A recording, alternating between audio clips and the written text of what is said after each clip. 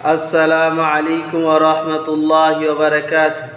আলহামদুলিল্লাহ ওয়াসসালাতু ওয়াসসালামু আলা রাসূলিল্লাহ ওয়া আলা আলিহি ওয়া আসহাবিহি ওয়া বারিক ওয়া সাল্লিম তাসলিমান কাসীরান কাসীরা। আম্মা বাদ। আউযু বিল্লাহি মিনাশ শাইতানির রাজীম। বিসমিল্লাহির রহমানির রহিম। وقال الله إني معكم لئن أقمتم الصلاة وآتيتم الزكاة وآمنتم برسولي وعزرتموهم ওয়াকরাজতুমুল্লাহ করাদান হাসানা। সূরা মাইদা 12 নম্বর আয়াত। যে বিষয়বস্তুর উপরে আলোচনা হবে সেটা হচ্ছে আল্লাহ তাআলা তিনার সাহায্য, তিনার রহমত ওই সমস্ত ব্যক্তিদের সঙ্গে থাকবে যাদের মধ্যে এই কটা সিফাত, এই কটা গুণ থাকবে। আসুন কোরআন থেকে জানি। وقال الله تعالى إني معكم।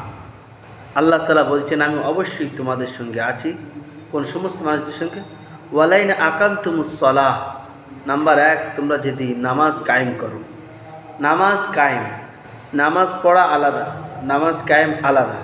কোরআনের মধ্যে যেখানেই এসছে আকিমুস সালাহ শব্দটা এসে যার মানে হচ্ছে নিজে পড়ো, নিজের রিলেটিভদেরকে পড়াও, পড়ার জন্য বলো, নিজের তত্ত্বাবধানে যারা আছে তাদেরকে পড়ার জন্য বলো। একে বলা হয় নামাজ প্রতিষ্ঠিত করা। যারা নামাজ প্রতিষ্ঠিত করে। ওয়াতাইতুমুজ যাকাত, আর যারা যাকাত দেয়। ওয়া আমানতুম বিরসুলি, যারা রসুলের প্রতি ঈমান নিয়ে আসে। ওয়াজারতুমুহুম, তাদেরকে সম্মান করে। ওয়াকরাজতুমুল্লাহ করাদান হাসানা, যারা মানুষকে করজা হাসানা দান করে। করজা হাসানা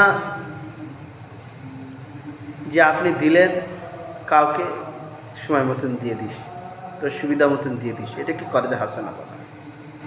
আপনি যতদিন করজা কাউকে ঋণ দিয়ে রেখে দেবেন, আল্লাহ তাআলা ওই বান্দার যে দোয়ার যে সময় ছিল, সময় পার হয়ে যাওয়ার পর আপনার প্রত্যেক দিন অতটা টাইম, অতটা টাকা আল্লাহর রাস্তায় দান করা সব আপনার নামে আমলে দেবে। করজা হাসানা দিলেই আপনি ডবল সওয়াব পাবেন। আজকে এই করজা হাসানা আমাদের সোসাইটিতে বন্ধ হয়ে গেছে বলে সুদের মতো নিকৃষ্ট,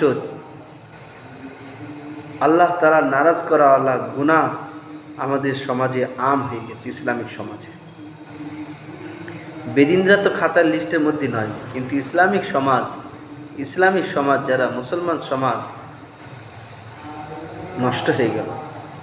শুধু আল্লাহ তাআলার এই আহকাম করজা হাসানাটা আজকে আমাদের কাছে, যাদের কাছে আল্লাহ তাআলা অর্থ দিয়েছেন, তারা করজা হাসানা দোয়া ছেড়ে দিচ্ছি বলে আজকে মানুষ গুনায় জর্জরিত হয়ে গেছে।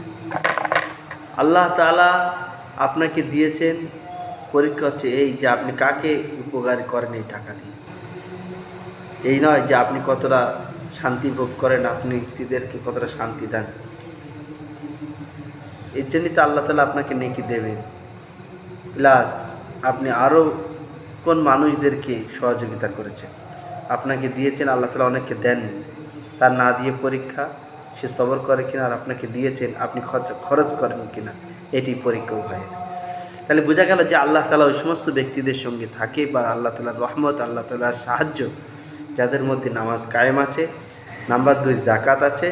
নাম্বার 3 হচ্ছে রসুলের প্রতি অটল ঈমান এবং ইজ্জত ও সম্মান, অর্থাৎ সুন্নতের পাবন্দি, আর করজা হাসানা। এই 4টে জিনিস, 5টা জিনিসের কথা এখানে বলা হয়েছে। যদি এই 5টা জিনিস আমরা আমাদের জিন্দগিতে প্রতিষ্ঠিত করতে পারলে, তাহলে আল্লাহ তাআলার সাহায্য, আল্লাহ তাআলার দয়া মেহেরবানি আমাদের সঙ্গে থাকবে। আল্লাহ তাআলা আমাদের সকলকে এই 5টা জিনিসের প্রতি আমলের তৌফিক দান করুন, বলুন আমিন।